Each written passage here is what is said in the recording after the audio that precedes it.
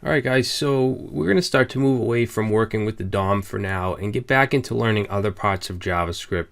In this section we're going to learn about asynchronous JavaScript and working with technologies like Ajax and the Fetch API, which are used to make HTTP requests to files, APIs, and services, whether your own or some external REST API or something like that.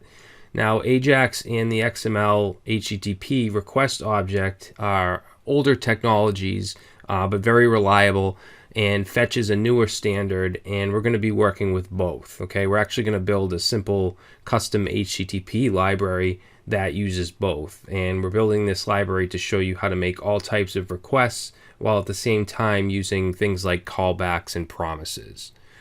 All right, so before we talk about asynchronous programming, let's talk about synchronous programming or synchronous code. So here's an example of some synchronous code. So we have a variable set to a function called load post sync. Okay, so load post synchronously. And let's say this function fetches posts from some server somewhere. Now, we don't know how long it might take to get these posts. It could be really slow. It could be a really slow network that we're getting them from, low bandwidth, whatever the reason. It could take a few seconds or even more. Now, in this way of writing this code, we're going to have to wait until the posts are fetched and then do something with the posts, and then only after that's done can we move on to the do the next thing function.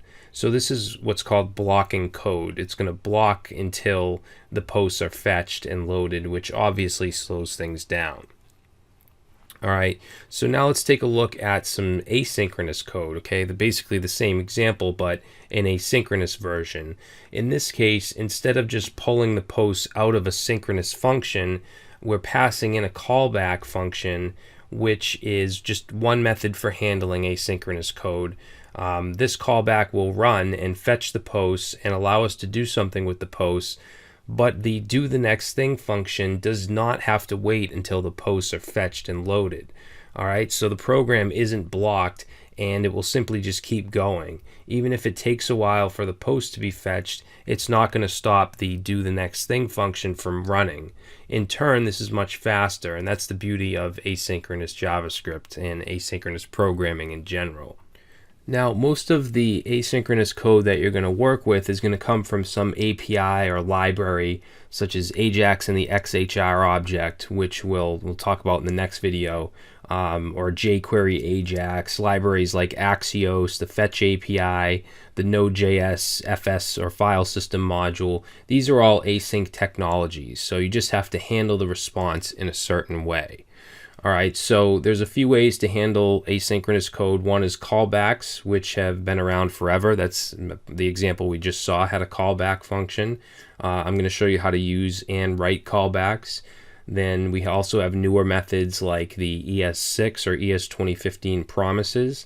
And then even newer features like async await, which allow us to write asynchronous code or asynchronous operations and make them look like simple synchronous code. All right, so in the next video, we're going to jump in and we're going to start working with Ajax, which actually stands for Asynchronous JavaScript and XML.